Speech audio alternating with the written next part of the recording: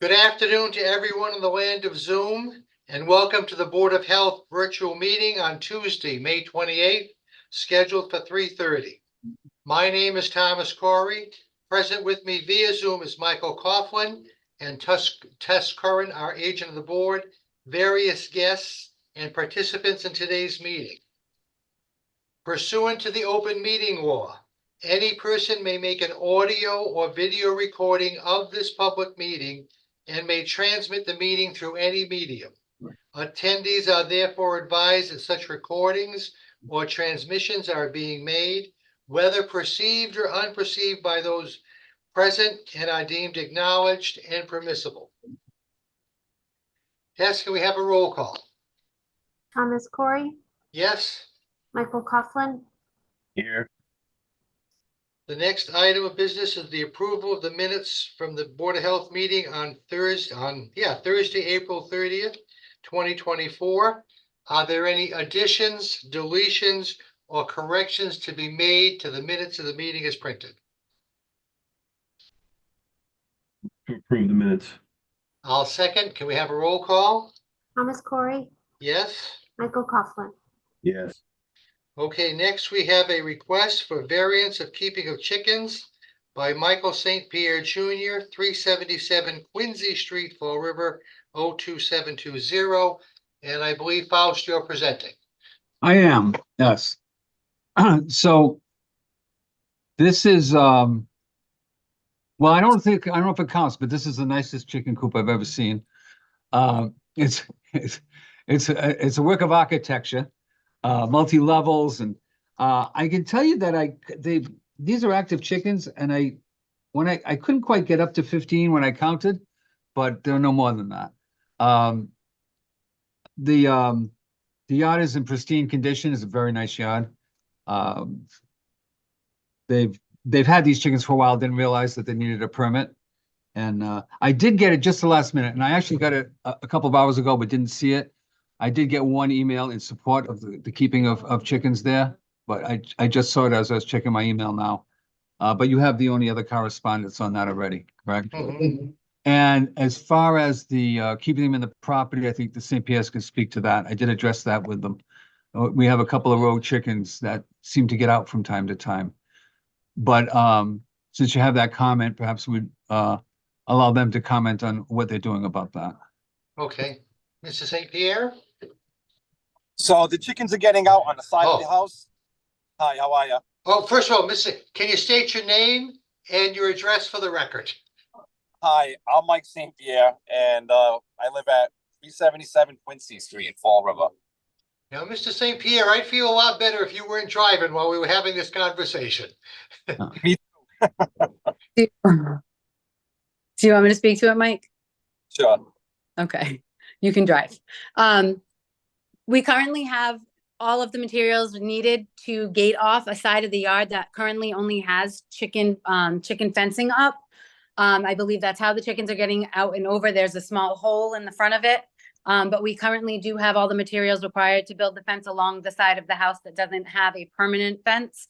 And that the plan is to do that within the next week or two. All right, so that's a chicken wire fence. And Mhm. is that you mean on the south side of the property?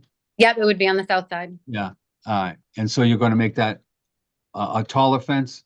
It'll be a 6-foot fence. I believe the material 6 feet. It'll be a 6-foot fence all the way around to the front, and the front will remain the 4-foot fence that we have in the front. Oh.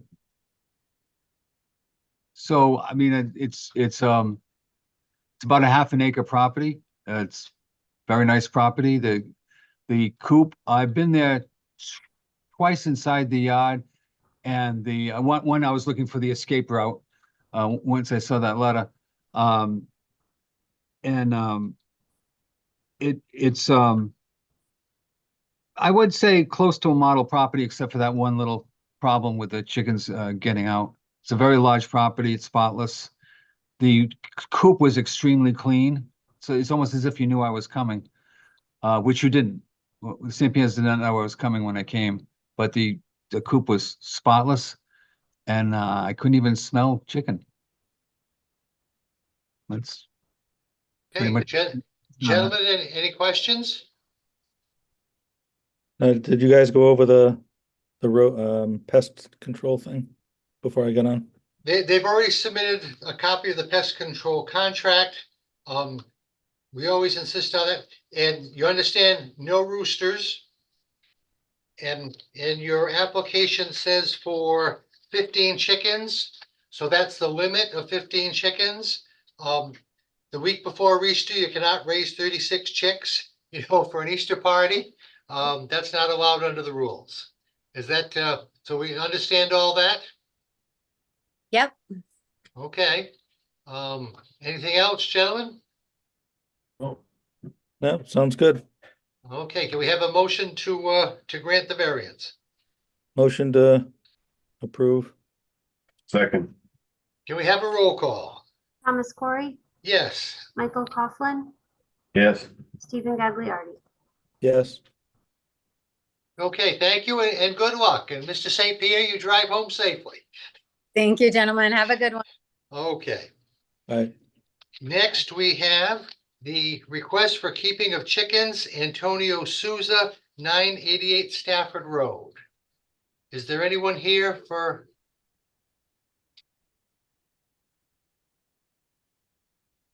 Is there anyone here for the Antonio Souza, 988 Stafford Road? No, so I must have misunderstood you. I told him, given the circumstances upon my inspection today, this was not going to be acceptable. So I think he was planning not to attend. Okay. That's my mistake. Okay, no, that's fine. We weren't sure whether they would or they wouldn't. Okay. Okay, so I guess we're tabling or withdrawing. What did they say what they wanted to do? Well, so I told him what he had to do. Mhm. There were, he told me that the 20 or so additional chickens were guests. And I told him that I would like to know that for fact. I'd like to see them gone. But he is going to try again. I also, the property had maybe slid back a little bit in the question of the barrels. So I told him what he needed to do. So just at first blush, the additional chickens just was not gonna, that's more than he applied for.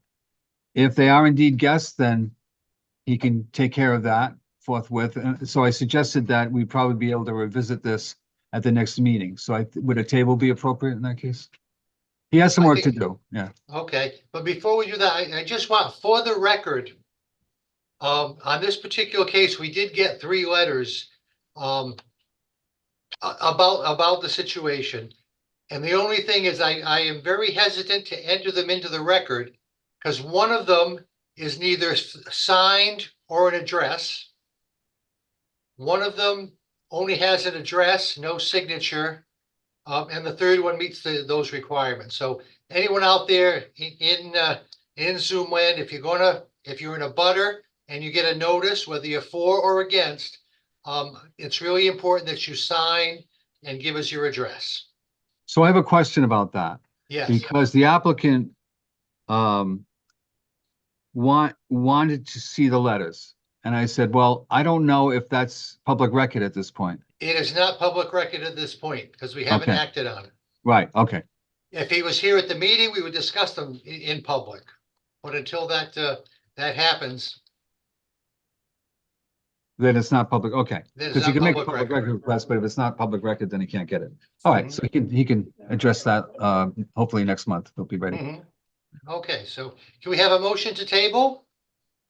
Motion. Second. Can we have a roll call? Thomas Corey, Yes? Michael Coughlin, Yes. Stephen Gagliardi. Yes. Okay, the next item, or the last item on the agenda is the a tobacco violations hearing, second offense of an act to modernize tobacco control by the Atlas Smoke Shop, 440 Stafford Road, Fall River, 02721. Jennifer's here with us and Jennifer will present on this. Jennifer, So, give us the facts here. okay. So on Wednesday, April 24th, around 3:19 p.m., I completed my inspection at Atlas Smoke Shop. During my inspection, I found flavored tobacco products, which included coffee flavored Zin, and menthol Eagle cigarettes. Since it was a violation of the state law and it was their second violation within 36 months, the fee is $2,000 with a possible 7-day suspension. As of right now, Atlas did pay their fee. So the only thing in question is their suspension. And just to keep in mind, their first offense was back on June 27, 2021, for a sale to a minor. Okay, Mr. Patel, are you here for the, Yes, I'm here. I'm the manager of the smoke shop. My name is Assad Afzal. Mhm. And yes, I understand that those products should not have been there. Those were old items. And I agree that that they shouldn't be there. That's why we paid the fine. We're hesitant on like the 7-day suspension that Jennifer is saying. It's been 34 months. Back in that time, it was COVID time. People were wearing masks. That violation happened then, and ever since we've been good. Never had any problem. But these products been sitting there for a while. We should have removed it. As my understanding that it shouldn't be there. The rest is on you guys. Well, you didn't agree to pay the fine. You didn't have a choice. It's the law. So you had to pay the fine. So it's not like you're participating in this willingly. The violation is there, and then the law says you had to pay the fine, so this isn't like a cooperative adventure. I don't know why the products are there. I'm sure they've been illegal for a long time. In fact, you know, that's not really a great excuse.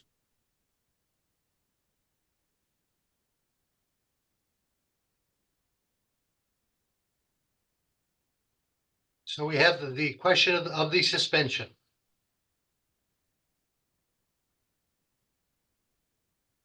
$34 months, the 7 days.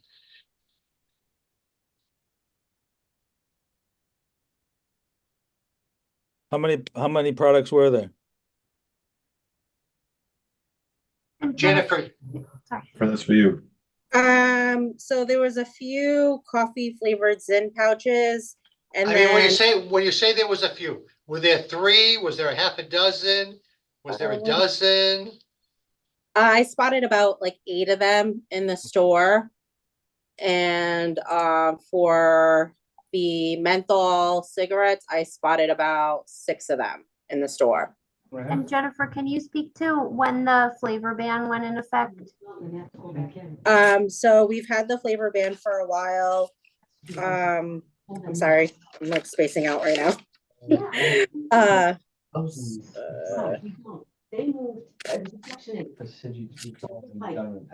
So it's been in effect for a while, the flavor ban. It's been about 4 years. Yeah. 4 years. Yes. So, and I've already straightened them out. I have one that's legit. Has That's there a been long an time for product inspection to of this? be. Has this place been inspected in the interim of the 4 years and today? Do you know what I mean? You understand my question, Jennifer? Yeah. So past inspections, I did do my last educational visit last year in July 2023, and there was no violations in that during that visit. And prior to that, it was looks like it was in May of 2022. Okay. And there was no flavored tobacco then either, obviously. Even says to me, So that would So- suggest that the products have been placed there more recently. And it would also, you must have known when they were put back in that you weren't supposed to have them there. So we took over the store in 2000 and after the ban, you could see the new application. We took over the store in 2000 and I believe 21, and the ban was already in effect, and these products were sitting there for a bit. She found them in the back office area and one underneath the counter shelf. And we haven't really fully cleaned the store. You know what it was like before. They So weren't. were up for these sale. available for the public? No, they weren't displayed or anything like that. So that's Jennifer, that's correct, that you didn't find anything that was out on display that could have been purchased by the public? So one of the items that I did find, when I pulled up the picture, I did find one of them in the front. The Eagles I did find in the back area, but I also did find like a little flavored menthol vape fluid, and that was in the front, and that's what led me to go check the back area.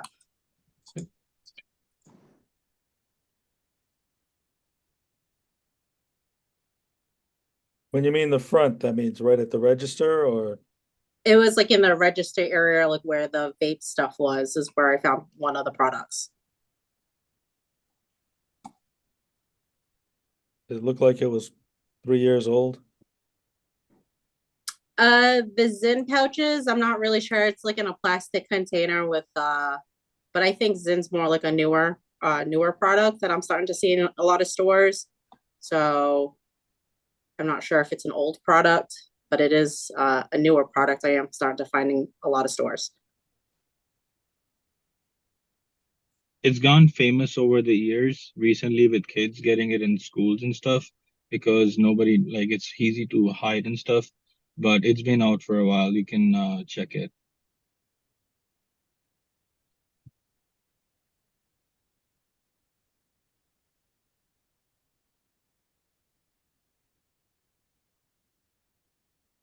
But I do agree that we are at fault. We are wrong for having it. We should have checked it, fully cleaned out the store before we started our license.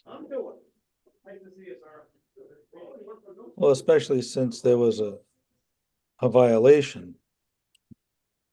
You know, people are gonna be looking at it a little, and then the penalties escalate. So probably the prudent thing would have been to make sure there were no other violations in the store. And you said you took over the store in 2021? Correct. The store hasn't had a good cleaning since 2021? It's a lot of product, like, you know. Oh, sir, I run a drugstore. I know about lots of products and lots of different categories of products.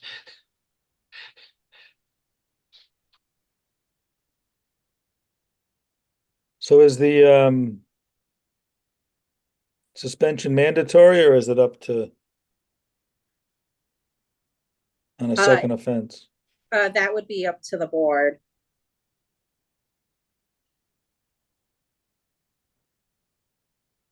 No, I think only a third offense is a mandatory.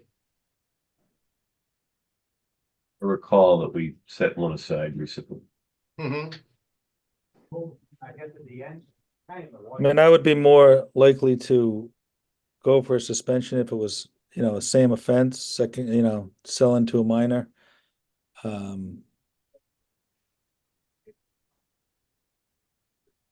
mean, I'm okay with waiving the suspension this time with the understanding that if you're back here again, it's gonna be a full 1 month suspension. Right, I'll agree with that. Okay, can we have a motion to that? So moved. Second, Second, and we'll put it in the right motion. Can we have a roll call? Thomas Corey, So if we're voting yes, we're voting for no suspension. right, Okay, so yes. Michael Coughlin, Yes. Stephen Gagliardi. yes.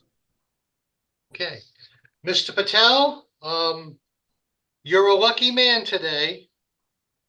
Should Thank we you, meet, guys. should we meet again in this forum, though, we'll probably be a lot sterner.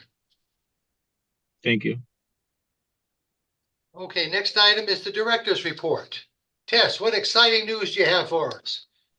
Well, since our last meeting, the opioid settlement survey has closed and we held a public meeting. So a report will be forthcoming that will have that will evaluate all of that information that we had collected. So our Epi, Michaela Petty, who's been working on that document, is just doing some final touches. Brianna Raposo is also working on some of the narrative for that report, and that will be made publicly available. So again, that's to help the advisory committee make decisions in terms of the RFP process that is also open. So the request for proposals is now available online. Those applications are due Sunday, June 16th at 11:59 p.m. And then decisions will be made, and then some of that settlement money will be allocated through that grant cycle here locally. So again, we're really excited to have Michaela on board to do some of that data analysis for us, which is great. The other thing, we're continuing on with the shared service grant that we're a part of with Seekonk and Swansea. We did receive we're signing some contracts. We did receive a little bit more money this grant cycle. So we'll be able to do a little bit more as we move forward with that process. We're looking to hire an inspector position. Again, that will be shared with Seekonk and Swansea. We're putting the final touches on a job description, and that will be forthcoming. Seekonk is looking for a public health nurse that will be paid through this grant. So if anybody knows of anybody looking for a public health nursing position, Seekonk is hiring, and we're hopeful to get somebody in there to support Seekonk as well as to support us as needed. So again, that grant provides us with a lot of opportunity that we haven't had before, and is something that we are really benefiting from in terms of Michaela's work and the work that will be forthcoming with some of the open positions that we'll be able to post and fill. Okay. Gentlemen, any questions? No. Was there anything in citizens' input? We did not receive citizens' input. To confirm the date for the next meeting following our usual pattern of the last Tuesday of the month, it would be June 25th. Is that okay with everyone? Looks Yeah. good. Okay, so we'll go with that. Can we have a motion to adjourn? So moved. Second. Roll call, please. Thomas Corey, Yes? Michael Coughlin, Yes. Stephen Gagliardi. Yes. Okay, thank you all. Have a lovely rest of the day. Thank See you later. Take Bye. care.